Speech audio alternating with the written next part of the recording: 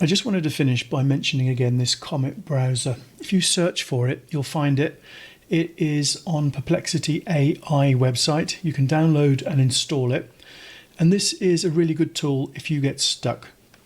Before I give you an example of it though, I also want to mention that if you are having trouble getting the information out the way you want it in the local AI, it could be that the AI or your computer isn't powerful enough. So with the prompts, I would suggest you try to keep them as simple as possible. And if you have to break up the prompts, then do that.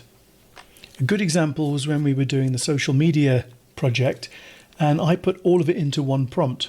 And when it came to create the posts for LinkedIn and Facebook, it didn't follow my instructions. I asked for 2 to 4 paragraphs. It wasn't giving it to me. Don't forget that the AI has to keep the prompt itself in its memory while it's doing all of its work as well. And so it could struggle. If you broke that into 3 AI agents and did one for X, one for Facebook and one for LinkedIn, you probably wouldn't have a problem. Okay, so how can Comet help? Well, you can ask Comet to help you with the prompts for any of your N8N nodes. And just to give you a quick example, I could type something like, can you give me the code for a prompt so that it returns clean markdown?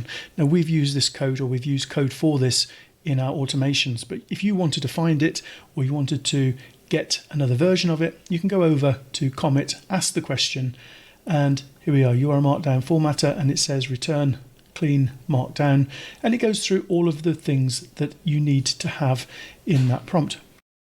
As another example, I could type in something like, can you give me a prompt for an AI agent that will take a document and create an image prompt for a featured image? And it will go away and think, and it will come back with a solution. And here we are, you are an AI image prompt generator for featured images, and it gives you the entire prompt that you need. Sometimes if you're asking for an automation and you say, I want to create an automation for something, and can you guide me to the various nodes that I need, sometimes it might come up with a node that includes code, and you can just say, I don't want to use any code in this automation, and it will find an alternative for you, and you can just follow things step by step. To give you an example of maybe asking for a complete automation setup, you could type something like, can you outline an N8N automation that polls my Gmail account and triggers when an email comes in with the word support in the subject line?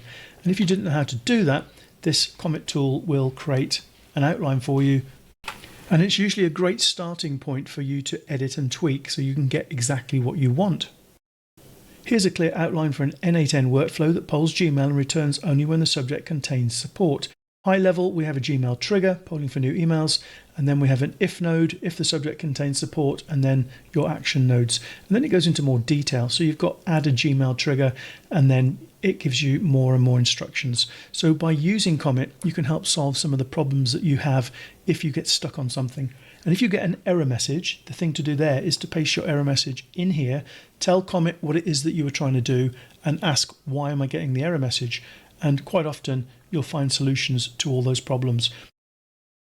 And one of the nice things is you can take a screenshot of errors or something else that you're seeing on the screen that isn't being shown in this Comet browser when it comes up with a solution. You can just upload the file, or if it's copied to the clipboard, you can Control V or Command V to paste it directly in here, and then ask questions about the screenshot.